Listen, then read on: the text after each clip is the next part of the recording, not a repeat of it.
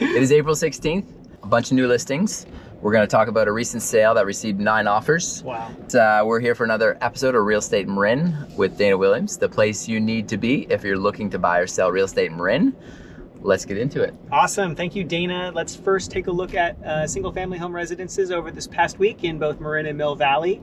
Mill Valley, we saw 13 new listings, 8 sold. Okay. Marin, 81 new listings, 27 sold. I know in our intro you mentioned lots of new listings. That's almost an understatement. 81 in Marin is tremendous. This is a very, very big number. So a lot of properties coming onto the market here. As we were talking, we've seen a consistent trajectory of new listings coming on the market. We had spring break last week, and if you had a property looking to get on the market, then you want to wait till spring break is done. We're here now. We see 81 new listings. Coincidental? I wouldn't say so. I would say there's a number of people that maybe wanted to get their place on the market before spring break. Didn't happen.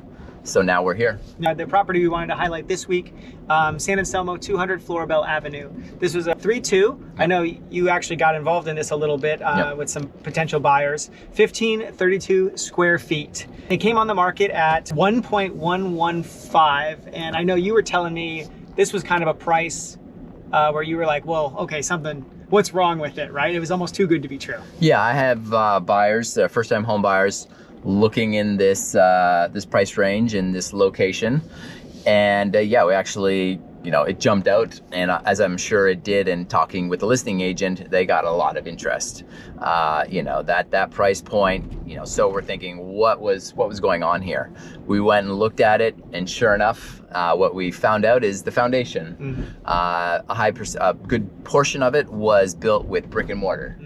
And if an earthquake happens, probably not good. So we closed at 1,332. Still, if you're looking at it from the outside and using it as a comp, for example, 1,534 square feet in that location for that price still seems really good. But if you don't know the inside of that foundation, then that's where you're left with maybe your hands up in the air, like what happened here. And 15% over asking, who could be mad about that? Especially in this market, which has been crazy lately. And I'm not just talking about the real estate market. Stock market has been all over the place. I know we were talking about interest rates. You had a really fun fact for me last Friday, 4 different rate changes on that day alone, right? Just the market just trying to price in, what's the cost of lending money right now, right? Right. We had a lender that I refer clients to, Fifth Gobadian of Origin Point. She came and spoke at our sales meeting earlier this week at a meeting, and she expressed that the rates were all over the place. It was kind of, it's crazy, lots of change, which probably is,